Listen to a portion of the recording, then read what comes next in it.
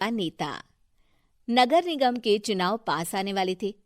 पूरे कानपुर शहर में टिकट को लेकर मारामारी शुरू थी, लेकिन सबसे ज्यादा चर्चा में वार्ड नंबर 40 की सीट थी।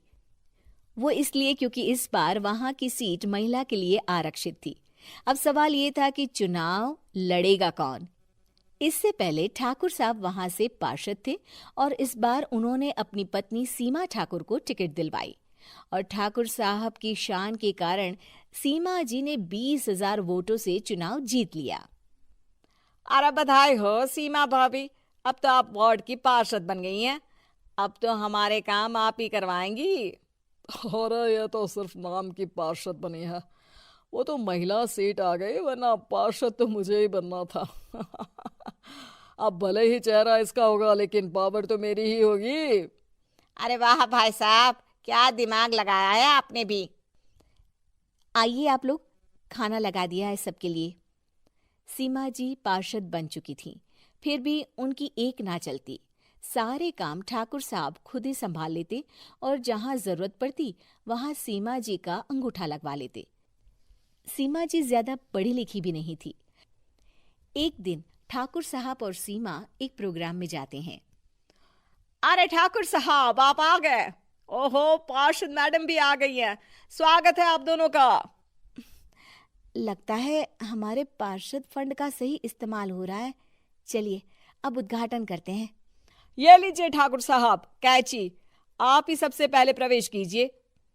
सब लोग आगे निकल जाते हैं और सीमा जी पार्षद होने के बावजूद भी पीछे खड़ी रह जाती हैं। वो देखती हैं कि वेलकम बोर्ड पर उनका नाम है, लेकिन महिला होने के कारण कोई उनका सम्मान नहीं कर रहा। अगले दिन एक आदमी उनके घर आता है। अरे ठाकुर साहब नमस्कार।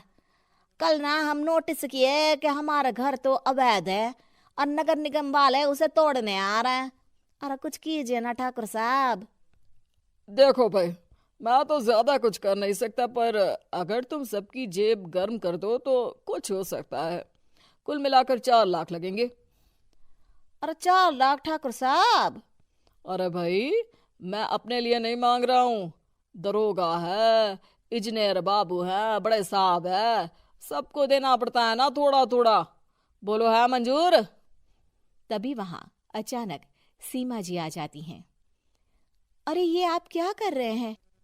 पहले इन्हीं लोगों से तो आपने वोट मांगे, अब इनसे ही पैसे ले रहे हो। अरे चुप रहो तुम। तुम्हारा काम है सिर्फ अंगूठा लगाना, तुम वही किया करो। मुझे दूसरे काम तुम मत सिखाओ, समझी? और तुम ना जाओ, अब पैसे लेकर आओ, वरना जेसीबी किसी भी वक्त आती होगी। सब कुछ ऐसे ही चलते रहता है। एक दिन सीमा जी और ठाकुर साहब को एक लोकल मीटिंग में बुलाया जाता है। वहां पर कई और अधिकारी लोग भी मौजूद रहते हैं। अब मैं चाहूंगा कि ठाकुर साहब हमारे बीच 2 शब्द कहें। मेरे प्यारे भाइयों और बहनों, आज मेरा सौभाग्य है कि मैं आप सबकी सेवा दिन रात कर पा रहा हूँ। आपने मेरी पत्नी को भारी मतों से जिताया है, इसलिए मैं आप सभी का शुक्रगुजार हूँ। मैं आप सबसे वादा करता हूँ कि हमेशा की तरह हमारे वार्ड में किसी को कोई तकलीफ नहीं आने दूंगा। सभी लोग तालियां बजाने लगते हैं। अब मैं माननीय पार्षद मैडम को स्टेज पे बुलाना चाहूंगा। अपने नाम को बुलाया सुनकर सीमा जी एकदम चौंक जाती है। उन्हें बिल्कुल उम्मीद नहीं थी कि इतनी बड़ी जगह उन्हें मंच पर बुलाया जाएगा। जैसे तैसे वो मंच पर चढ़ती हैं। ऊपर जाते ही सीमा जी को सारी पुरानी बातें याद आ जाती हैं कि किस तरह उनके पति उन्हें कभी भी आगे बढ़ने नहीं देते और उनके नाम से गलत काम करते हैं। वो बोलने लगती हैं। मैं आपके वार्ड की पार्षद सीमा हूं। आप में से बहुत कम लोग ही मुझे जानते होंगे, क्योंकि इससे पहले मुझे कभी ऐसा मौका ही नहीं मिला। सारे मौके मेरे पार्षद पति यानी आपके ठाकुर साहब ही लेते रहे, लेकिन आज ये मौका मुझे मिला है तो मैं इसे ऐसे ही नहीं जाने दूंगी। मैं आपको ये बताना चाहती हूँ कि आपके ठाकुर साहब मेरे नाम की आड़ में गैर कानूनी काम करते हैं, जिस पर अंगूठों के निशान मेरे होते थे। इसीलिए मैं अपनी गलती मानती हूँ और आज अपने पद से इस्तीफा देती हूँ, ताकि आगे से कोई गलत काम ना हो पाए।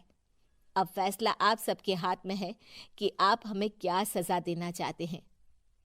सीमा जी की बातें सुनकर ठाकुर साहब के चेहरे का रंग उड़ जाता है और वो शर्म से मुंह नीचा करके वहां से चले जाते हैं और पद से इस्तीफा देकर ही सही सीमा जी अपने आप में आत्मविश्वास महसूस करती हैं।